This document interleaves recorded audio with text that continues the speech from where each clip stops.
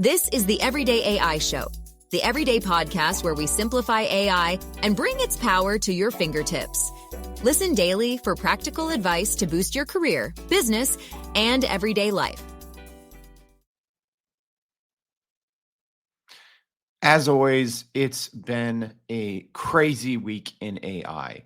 There's a new model from OpenAI that they barely even announced. Elon Musk's XAI and Grok and Twitter, whatever you want to say, they released a new model. And researchers are trying to tackle online AI deception in a kind of troubling way. So we're going to be going over that today and more on Everyday AI. What's going on, y'all? My name is Jordan Wilson, and I'm the host of Everyday AI, and this show is for you. We are your daily live stream podcast and free daily newsletter helping everyday people learn and leverage generative AI to grow their companies and their careers.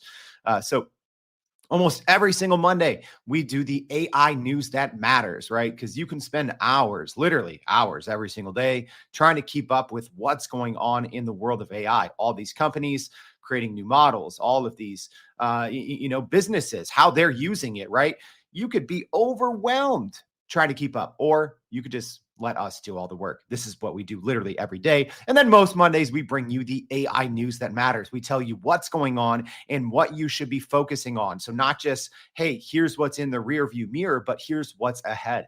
So if that sounds helpful to you, and if you haven't already, make sure to go to youreverydayai.com and sign up for the free daily newsletter, because yes, we do this every single day. And in our newsletter, not only do you get the latest news and AI tools and all of that, but also exclusive insights that you literally will not find anywhere else. So make sure, if you haven't, go sign up for the free daily newsletter at youreverydayai.com. And while you're there, go ahead and enter our Thanks a Million giveaway to celebrate Everyday AI's 1 million downloads.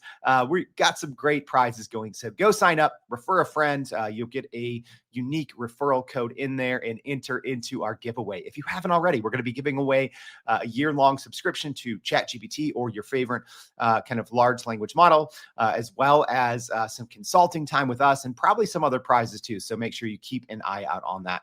All right. With that, let's get into what's going on in the world of AI and the news that matters to you for the week of August 19th. Summer's almost over, y'all. So sad. All right. And hey, thanks for all our live stream audience, as always, for tuning in. Brian, Marie, Rolando, Chris, Cecilia, got a lot of y'all here. Joe and Woozy. Thank y'all. But yeah, let me know as we go along. Would love to hear your thoughts on some of these stories as well. So let's start at the top. So Grok 2 has been launched. So the release of Grok 2 and Grok 2 Mini marks a pivotal moment in artificial intelligence, showcasing substantial improvements in reasoning and performance benchmarks. So Grok 2 is from XAI, Elon Musk's AI company. And it is, and when I say X or XAI, I know it's confusing. We're talking about Twitter. So many people I know still don't understand that Twitter changed its name. So X and XAI, Elon Musk companies now. So Grok 2 is now released inside of the X, or the formerly known as Twitter platform. So Grok is trying to position itself as a leader in the competitive AI landscape, particularly for users engaged in chats, coding, and complex reasoning tasks. So Grok 2 has already surpassed some existing models in competitive benchmarks, receiving pretty good scores across some common benchmark kind of scores there. So in the general knowledge benchmark, Grok 2 scored an 87.5, slightly ahead of the old GPT-4 Turbo. So yeah, if you're looking for kind of a benchmark amongst benchmarks, right? So obviously GPT-4 Turbo from OpenAI is a pretty old model by now, but that's about where Grok 2 is kind of landing in the grand scheme of things. So not bad, but one of the more headline grabbing aspects of Grok 2 right now is actually not even part of Grok. So it's actually its integration into the third-party open source image generator, Flux One. So Flux One has actually taken kind of the AI world by storm after being released a couple of weeks ago. A very capable AI image generator, right? So I'd say already it's on the playing field. It's not quite as good as Midjourney, but it is really good and it is open source. So that is actually what X or Twitter or Grok or whatever you want to call it is using for its online image generation. And that is important. We're going to be talking about some other news stories that have to deal with Flux One. So Flux One is an AI image generator developed by former Stability AI developers. It's also important to know that right now, Grok 2 is available for premium users on X. And there's also multiple tiers to this, but I believe for the baseline $7 or $8 a month, depending on if you're paying monthly or yearly, you do get access to Grok 2. So in terms of, I don't believe it is available for free users right now. But in terms of, a paid monthly subscription, Grok is the cheapest, right? Compared to the normal $20 to $30 a month from other kind of players out there. ChatGPT's premium product, Google Gemini's advanced, same thing with Claude, Perplexity, etc. So normally you're looking in the $20 to $30 a month range to use kind of the most sophisticated large language models. So Grok right now competing on price, but there's some downsides. Although, yes, it did get some great benchmarks on certain scores. So we tested Grok last week, and let me know if you, want to see that video. Maybe we can share it again in today's newsletter. But we found two things that were a little problematic, right? So let me just be honest, right? Normally we just bring you the news, but I might sprinkle in a little opinion this week, feeling spicy. I've said for a long time, Grok is not a serious model, mainly for one reason. It's one of its main competitive advantages that it talks about is it's trained on, on X data, or it's trained on Twitter data, which is extremely problematic. This is why, right? So companies pay us a lot of money to consult them, right? To say, hey, Jordan team, tell us what we should be doing. I will never tell a company to use the Grok model. Here's why. For that very reason, it is trained off of X data and many times in real time. And that's a bad move for any AI company, right? Because of, unfortunately, so much, misinformation and disinformation on all social media networks, right? I'm not just talking about X, but I think X is maybe worse than others. And also, here's kind of a couple of the gripes about Grok, right? Two big things that I didn't see really anyone else talking about, because yes, it got some impressive benchmarks that put it kind of in the top 5 of models out there. So pretty impressive, like I said, in general benchmarks. But two of the main advantages of Grok: real-time data from X, which is actually a bad thing, right? It can be a bad thing because then, you might just be using its outputs without really checking the source or maybe even knowing the source, which is problematic. The other thing, it actually didn't do a great job in our initial testing on accurately bringing in information from in real time from X. So, we tested that. Another kind of fatal flaw is it has some problems going in a loop. So if you, as an example, let's say you want to summarize a web page, right? And it's a long web page.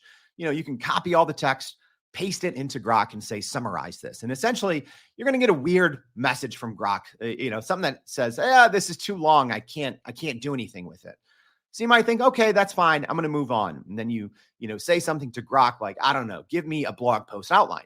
But actually what happens, and we still tested this over the weekend, I don't know if the QA team over there from XAI is aware of this. It actually gets caught in a cycle. So you can't continue to have a conversation in that chat, right? So if you say, hey, generate me a blog post outline on the advantages of EV vehicles, it's still going to give you an error message that you don't really know is an error message from the message before. A very basic flaw and a huge flaw, because unless you actually are pretty good with large language models, but the average user is just going to think the thing is broke, not knowing, I need to exit out of this chat, go start a new chat, and then Grok will continue to work. So a very elementary and pretty big flaw there for Grok. So, like I said, the pros, it's doing pretty well on some general benchmarks, doing surprisingly well, better than I thought it would, but it has some problems. So, make sure, if you want more kind of Grok reviews or news from us, let us know. And yeah, I'm curious, has anyone here in the live stream been using Grok yet? So Penelope here says she hasn't learned a lot about it yet. So, all right, let's go on to our next piece of AI news. And this one, I don't know if troubling is the right word. It might be. Maybe it's needed, but let's talk about it. So, OpenAI researchers from other companies have proposed a personhood credentials to combat online AI deception. So OpenAI researchers, as well as researchers from Microsoft, MIT, Harvard, etc. I mean, it's a who's who list of researchers here. So for more than 15 organizations have published a pretty significant paper aimed at tackling the issue of online AI deception. So this research highlights the challenges posed by the increasing presence of AI systems that can mimic human behavior on the internet. All right. And if you caught our show Friday, we talked about this, and I'll go into a little bit of what happened Thursday that I have to think these two things are related. Anyways, so the paper introduces the concept of personhood credentials, which are designed to serve as digital ID cards. So these credentials would allow for the verification of real humans online without compromising their privacy. By implementing this system, researchers hope to create a more trustworthy online environment where the authenticity of users can be confirmed. The primary goal of these personhood credentials, which I believe are being abbreviated as PHCs, is to reduce the prevalence of fake accounts and bot attacks, which have become rampant on various social media platforms and online communities. These malicious entities can distort public discourse, spread misinformation, and undermine trust in digital interactions. So in addition to verifying human identities, the initiative aims to ensure that AI systems are clearly identified as non-human entities. This clarity is crucial in maintaining transparency in online communities, especially as AI technology continues to advance and integrate into everyday interactions. That is the part that is important there, because you might be saying, okay, Jordan, like if I'm talking to an AI, I probably know, right? Like I'm going to, ChatGPT or Gemini or Claude, right? Or an AI image generator, Midjourney or Runway, right? You might say, oh, I know if I'm talking to an AI because I am seeking it out. Not really, right? So obviously there are, studies say a certain percentage, on Twitter or something like that of bot accounts, right? Bot accounts, many of them are powered by AI, right? And they're kind of systems that are built to autonomously, have a certain message or a certain outcome or a certain goal, right? Where I think a lot of times, when you think of bot accounts online and on social media, you might not think of them as very sophisticated, right? They would essentially have a series of pre-programmed messages and then potentially using something called spin tags. All right. So let's just tell you what that is very simply, right? So bot accounts generally would have the same, 10 to 20 messages that they would copy and paste, not really being able to understand the discourse that's going on, right? And then, kind of with spin tags, essentially swapping out, different words or different phrases. So it wasn't as noticeable, right? So here's the thing with AI and where we're at now. Now, AI systems can very easily understand the context of a conversation, right? They can see what other people are saying, what's not being said, and find conversations where they can, insert their misinformation or disinformation for a certain purpose. And I think this is actually a much larger problem than anyone realizes, which is why I think some of the smartest researchers in the world, like I said, it's OpenAI, it's Microsoft, it's Harvard, it's MIT. It is literally the who's who of academia in big research companies that have come together for this paper, suggesting these personhood credentials. And let me just tell you this, I'm not saying this stems from, but the timing was very weird to me, right? This came out Thursday night. At the same time, roughly, the internet was kind of exploding from this kind of experiment, maybe, but there's essentially a couple different accounts on Twitter that people said, oh, these seem like they are either, a new model from OpenAI, or maybe they are a hybrid of a bot and a person, right? But very advanced. Could they be actual people? Yeah, they could. Could it be people masquerading as AI, as weird as that sounds? That's been some of the allegations, but it could also be AI masquerading as humans.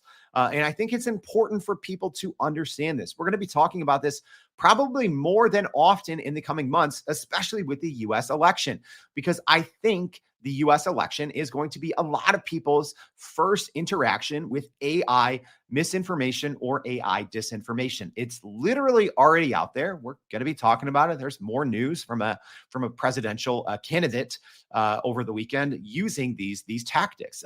So I think it is an important conversation for us to have, right? Regardless of your interest in it or not, because I'd say scams, right? Phishing scams, these scams when you get an email, they haven't been super sophisticated in decades past, but now the ability to instantly clone a voice with digital avatars, with these these bots, right? When you can literally have millions of these bots that can go out autonomously, understand what's going on, in certain internet discourse and steer it one way and also interact with each other in coordination, right?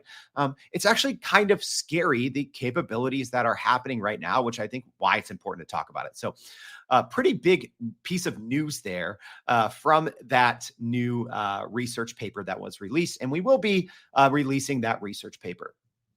So yeah, Penelope here asking, sounds like a strange way forward that we have to confirm we are human.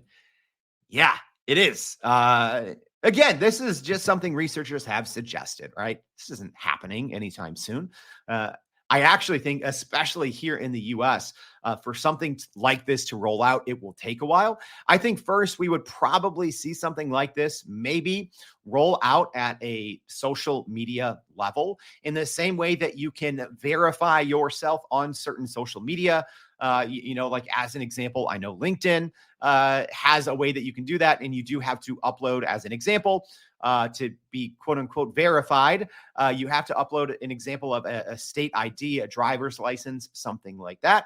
So this is kind of a different approach that is maybe more universal for being used online. But yeah, I do think that we are probably going to see in the near future, at least social media companies, being a little more strict about human verification.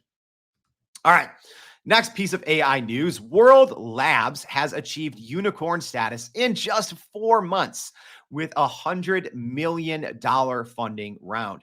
So WorldLabs is a stealthy startup founded by renowned Stanford AI professor Fifi Lee, and it has rapidly gained attention by raising a very significant amount of funding within a short time frame. So yes, WorldLabs has secured a $100 million funding round, valuing the company at over $1 billion. So yes, already achieving unicorn status. So the latest round was led by NEA and follows an earlier financing round in April that valued the company at $200 million.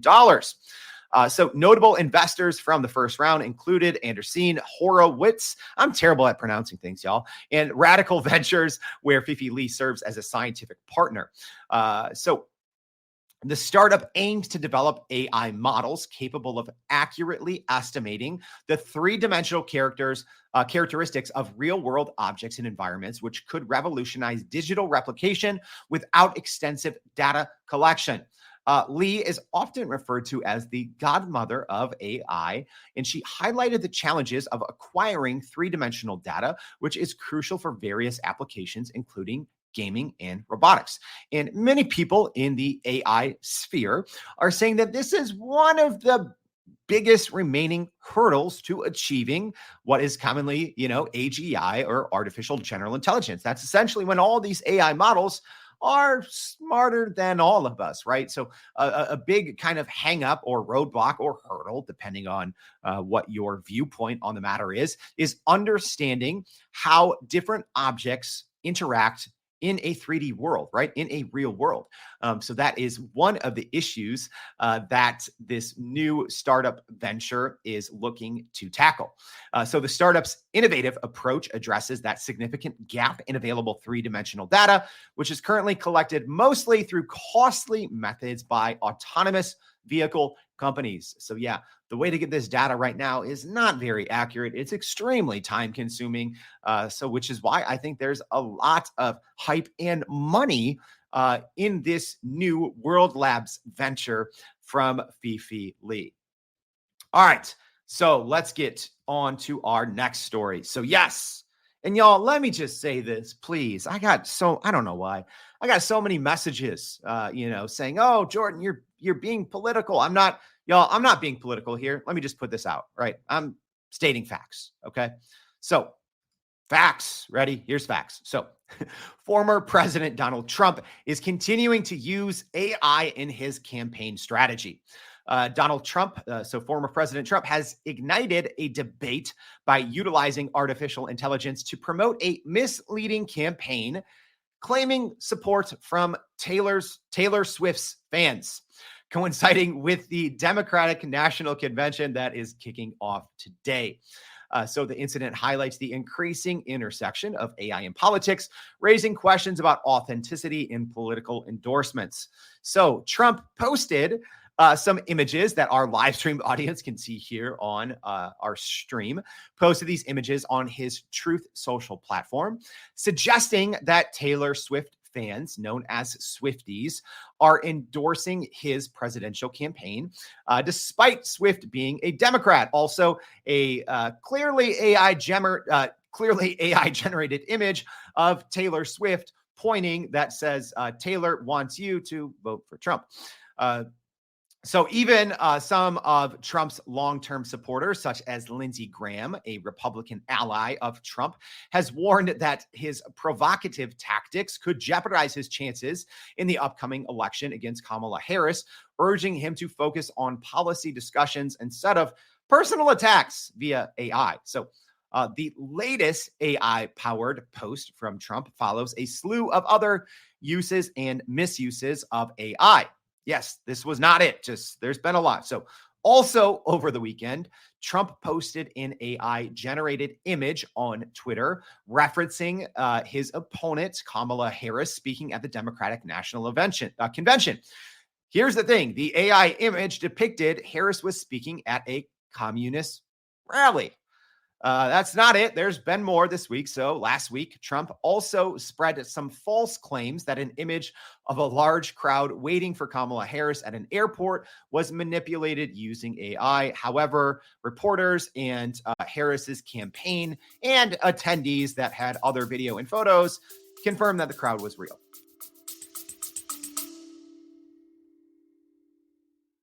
Are you still running in circles trying to figure out how to actually grow your business with AI?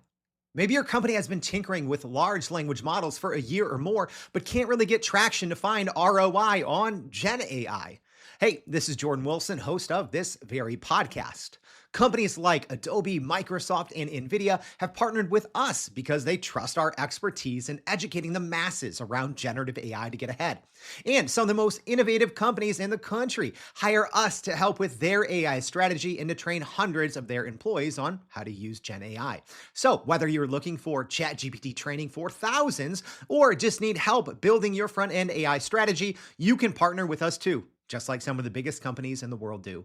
Go to youreverydayai.com/partner to get in contact with our team, or you can just click on the partner section of our website. We'll help you stop running in those AI circles and help get your team ahead and build a straight path to ROI on Gen AI.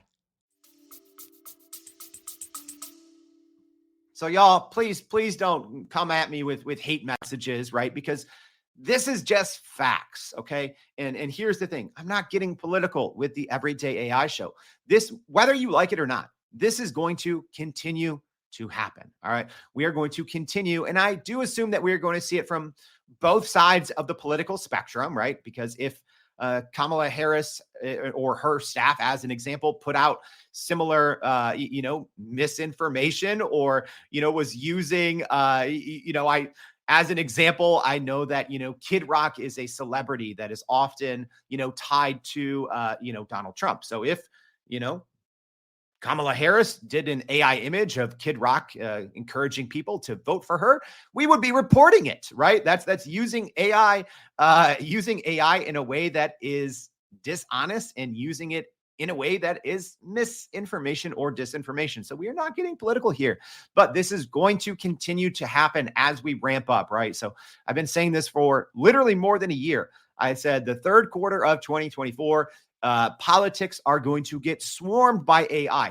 And the reason why it's important to think about it, regardless of your political affiliation, is candidates from both sides of the aisle are going to be using AI to influence people, to put it out there as misinformation. So we've already seen at least the FTC here in the U.S., the Federal Trade Commission, try to clamp down on some of these use cases. But I mean, you're seeing robocalls, both sides of the aisle, people duplicating voices without authorization. I mean, we're going to see a lot of these AI images as these models get better, right? Here's the reality. These images are not even that great, right? With some proper prompting, these images could be even more quote unquote convincing. So you do have to be, and this goes out to everyone, regardless of your political affiliation, you have to be very careful, especially here in the US and abroad. I know that there's a lot of elections going on, in the latter part of the year. You have to be extremely careful about what you believe, the things that you're reading, right? Because unfortunately, sometimes these, AI powered campaigns can be convincing, and you're going to have news agencies that may not know any better start reporting on them. So please, y'all, if you're listening here, you have to be extremely careful. AI misinformation, disinformation, even taking now these photos, right? Taking these photos that are pretty good. I do wish, we talked about this earlier, these images presumably came from either Midjourney or from the new Flux One kind of AI image generator inside of Twitter. So these capabilities now are going to more and more people. The tech, quote unquote, tech learning curve is very low, right? You can literally just put in a very simple sentence and get a pretty decent photo, right?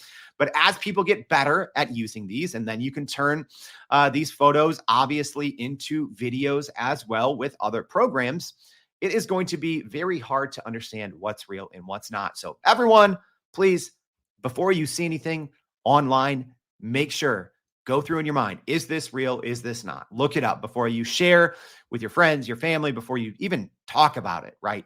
You unfortunately you have to independently verify information, especially when it comes to politics here in the US. All right. Our last piece of AI news. ChatGPT has taken back the lead as the most powerful AI chatbot. All right. So the ongoing competition among AI companies and AI chatbots has intensified, with OpenAI's latest version of ChatGPT 4.0 reclaiming the top spot in the LMSYS chatbot arena in the performance benchmarks. So this development highlights some significant advancements in AI technology and its implication for users and developers alike. So yes, last week we actually got a new updated model from OpenAI, and I would say it's actually pretty significant. And if you are, a daily AI user like myself, you've probably noticed the improvements. All right, but pretty interesting here, because OpenAI, really all they did was send out a single tweet or a single X, whatever you want to say. That's all they did, right? So generally, they would have maybe an event, an announcement, a couple press releases, nothing here. So yeah, we did not see a GPT-5. There's been all these rumors, Project Strawberry. We didn't see anything official last week. We saw a quiet, under the radar, but very impressive update from OpenAI. So if you follow model numbers, this though is where it gets a little tricky. So this new model is essentially called GPT-4o-latest. So OpenAI on their developer account essentially said that they are going to continue to make updates to ChatGPT, and it will just be called -latest. All right. So little confusing there, but I mean, the scores here were extremely impressive. So we talk about this a lot here on the Everyday AI Show. So essentially in the chatbot arena, you can put in a prompt. So there's something called battleground. And if you haven't done this already, y'all, I encourage you to do it, because not only is it going to help you understand models a little bit better, but it's ultimately going to help you improve your prompting skills, your prompt engineering skills. So you can go in, put in a query, and you get a side-by-side, right? And you get two outputs from two different models. They are unnamed until you vote for which one is better. After you vote, you get to see which ones the models are. And that is one of the mechanisms that goes into this ELO score, right? So similar to, a chess ELO score, all of these models have ELO scores in the chatbot arena. So the new model from OpenAI has an ELO score now that is more than 30 points. It is more than 30. Actually, let me do the math here. 10, 20. All right. So it's about 20. No, sorry. 18 points. 18 points, y'all. I do this live. It's unedited, unscripted. I thought it was nearly 30 points. So it is about 18 points ahead of the next closest model. All right. Which is a huge gap. I cannot emphasize that enough. So generally, right? So as an example, we saw Google release a new updated version of their model, which, by the way, is not available on the front end. It's only available on the back end for developers or people using it inside of their AI studio. So when Google essentially announced Gemini 1.5 Pro, and this version was called 0801, which came out on August 1st, right? It took the lead temporarily, but only by a couple points. It only went ahead by about 10 points at the time. So pretty significant update here from OpenAI. And I think this is something you have to keep an eye on, right? I tell people, right? Go into the chatbot arena, right? Because depending on your use case, depending on what you need a large language model for, it's not one size fits all for everyone, right? Depending on what you need it for, there's different, you might need it to help with coding. You might need it to help with brainstorming, idea generation. You might need it to help with content writing. You might need it to help with data analysis, etc. Right? So yes, you can go through and manually test different models one by one, but a great place to get a start on this is going to the chatbot arena and just testing different models and seeing which ones for your use case and seeing them head to head, which one is going to be the best for your use case. So pretty big news that really flew under the radar from OpenAI, right? So releasing a pretty sizable update to its GPT-4o model. So I don't know if this is going to be as significant of an improvement as an example when we went from GPT-4 to GPT-4 Turbo, but it does seemingly look like it according to benchmarks. So a lot of people don't even know this because it's the same name, right? I think before, we saw it when we went from GPT 3.5 to GPT-4, or when we went from GPT-4 to GPT-4 Turbo, or when we went from GPT-4 Turbo to GPT-4o, right? I think everyone understood, this is a new and improved model because it has a different name. So it seems to be a new strategy from OpenAI, maybe at least until we get a GPT 4.5 or a GPT 5, which I don't think is going to happen this year. But it seems like we're just going to be getting slightly improved and constant new updates under the hood without even knowing, right? So this is why I tell people when we advise companies, you always have to be testing on a consistent basis. If your company, whether you build on top of a company's API, whether you're using it in the interface of a chatbot, right? So whether you're going into Claude, going into Gemini, going into Grok, going into Mistral, whatever it is, you should be always testing your processes on an ongoing basis. Generative AI is something that can, in large language models, are something that can give you back so much time and can pay for themselves in seconds but you have to constantly be understanding what's happening under the hood. You have to have a set of kind of baseline prompts that make sure that you and your team are properly understanding that the model is doing what it should. All right, y'all. A lot going on there. Let's quickly recap here, the 1-minute version. Ready? So Grok 2 has launched from Elon Musk's XAI company, scoring some pretty good benchmarks across the board, as well as debuting the Flux 1 AI image generator inside of Grok 2. Next, OpenAI researchers and others from Microsoft, Harvard, MIT, Oxford, etc., have introduced a new concept and proposed in a paper something called Personhood Credentials to combat online AI deception. In other words, a way to say whether something is a person or an AI, maybe mimicking a person. Next, WorldLabs has achieved unicorn status with a more than $1 billion valuation in just 4 months, with a recent $100 million funding round being led by former Stanford AI professor Fifi Lee, often referred to as the godmother of AI. Next, former President Donald Trump has continued to use AI in his campaign strategy, most recently posting some images on his Truth Social platform that appeared to show Taylor Swift approving Donald Trump, which is not the case. And then last but not least, ChatGPT and OpenAI have taken back the lead in AI chatbot rankings with their newest update to the GPT-4o model. All right, y'all, that is a lot here happening, and it's nonstop, right? Because I guarantee you, when we have the AI news that matters next week, there's going to be just as many movements, just as much going on.